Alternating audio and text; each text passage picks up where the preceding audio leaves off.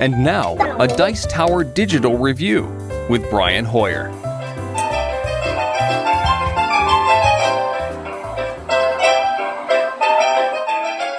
Hi, and welcome to another Dice Tower iOS game review.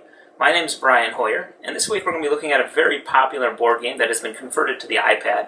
It's called Ticket to Ride. It's a train-based game where you basically play 1 to 5 players and try to build the longest trail connecting cities on a map. How does this play out on the iPad? Well, let's take a look and find out. Here's the main title screen, and you have basically 2 options here. You can jump in and start playing, or see more options. You can mess around with the settings. That means you can make it right or left-handed, you can adjust the volume, etc., the typical settings options. See the Hall of Fame, check out online games, go over the rules, the credits, etc. Back at this screen, our other option is jump in and start playing. Here you have a choice of map. Now you can buy several expansions, which is kind of nice. Right now we've got the main game, which is a map of the United States. You can play solo, you can play online, locally, if you have multiple devices hooked up wirelessly, or pass and play, where I would take my turn, wait for it to end, pass it to the next player. Unfortunately, you cannot lay it down tabletop style and just play it as a board game, because there are some secret things that you don't want your opponents to see.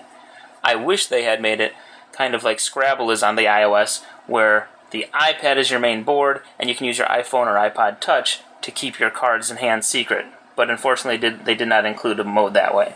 So we'll play solo today, and you can play up to 5 players. We'll have 3 computer opponents here.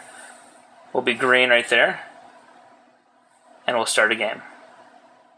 Okay, the first step is I have to choose my destination cards. Now, as you can see, this is a map of the U.S., and all these little dotted routes are the railways that connect the cities. You can see there's Vancouver up here, there's Seattle down there, New York, Miami. Basically, the cities are where you'd expect them to be. And my choices right now is I can try to connect Duluth to Houston, and it shows you on the little map where the dots are. So there's Duluth to Houston. That can be one route I have a choice from. I can go Oklahoma City to Sault Ste. Marie, and then Winnipeg to Little Rock. I'm going to choose 2 for now. I'll go with Winnipeg to Little Rock and Duluth to Houston. And it highlights now the cities I'm trying to. Oh, the glowing blue dots, those are the cities I need to connect for the cards I've chosen. I click done when I'm finished, and the game will start.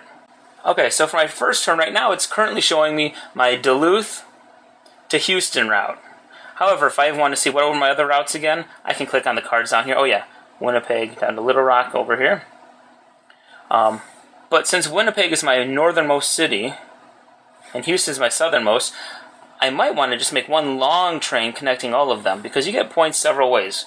1, you get points for connecting your route, your secret points. That's what 8 points for this card, Duluth to Houston. I'll get 11 points if I successfully connect Winnipeg to Little Rock. But you also get points for having the longest train, every time you play trains, etc. So your points will rack up. The score is right down here at the bottom of my green circle, and that'll show up whenever I score. However, the points I get from connecting my routes will not show up because my opponents don't know what routes I've chosen. That's the secret part of my hand, the secret part of the game. So I will have an ongoing score down here, but I'll also be getting points for every ticket I complete, and I can draw more as the game goes on from this pile up here at the top. Now, during my turn, I have one of 3 options. I can either draw 2 new cards. I can draw the face down if I'm unhappy with any of the colors up here. And one of these, I can draw 2 of these, 2 face down, but I can draw up to 2 cards. I can play only along one route from the cards I currently have, or I could always choose another destination up here. Now, as you can see on the routes, there's gray routes, and then there are multiple colors. The colors basically tell me what type of train car I can lay on that route. On the red, I can lay red, yellow, yellow. You get the idea. However, these light gray routes are kind of wild. I can play any color there I want. However, they have to be all red or all orange, all of the same color. Once I commit to a color, I've got to fill in that route with that color. Right now, I really can't connect any routes for the cities I want, because you have to complete the routes when you play your turn. You can't just lay one card at a time. So I'm going to draw some more. For instance, I want to go Winnipeg down through here through Duluth. That's a black route. So I see I have a black card right here I'm going to snatch up and Luckily, another black card popped up for me. That's the end of my turn, and now the computer bots will take theirs. Now, I'm not really wanting any of the color options over here, and I don't have enough blacks because I need 4 black train cards to complete that route. However, I do have 2 of the red, for instance, so I can start filling in some of these little gray routes if I'd like. And I just click on it, drag it up to where I want to complete it, let go, and there you go. I get the 2 points added to my score. I connected that route, and play goes around. Everybody else takes their turn. Okay, I'm going to snatch up some more black cards while I can. Oh, and I'll risk taking one I don't know. I got a locomotive. Those are wild cards, can be any color I want. So technically, I now have enough black train cards to complete this portion of my route if I would like. And again, I can do that by highlighting it. It automatically chooses the locomotive for me. Got 7 points added to my score, and play goes around. Remember, eventually I'll connect some of my routes that I need.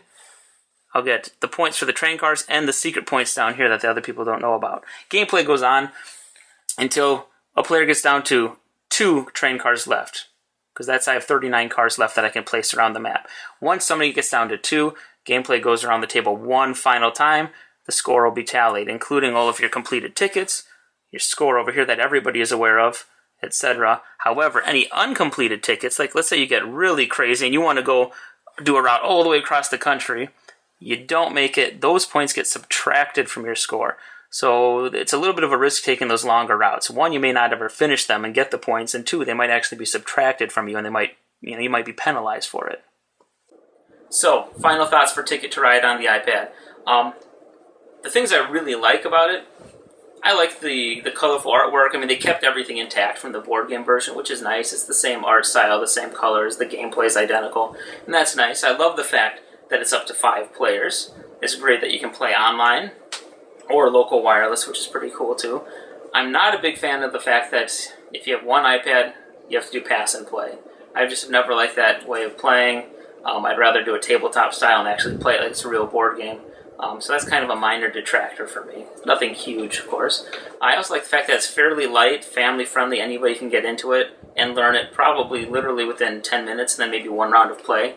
After that, everybody will have it and be ready to go. So there's a lot I like about it.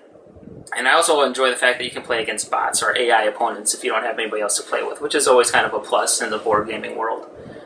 To give it a score on a scale of 1 to 10, 1 is terrible, 10 is amazing, I would have to go about a 7.5, maybe an 8 playing with other people. 7.5 if you're playing alone, because it is very fun. It is very easy, and it plays rather quickly. As you saw, we did several rounds in that video, and it was only a few minutes long. So I would definitely recommend picking it up. If you're a fan, get it. It's less setup and tear down to clean up.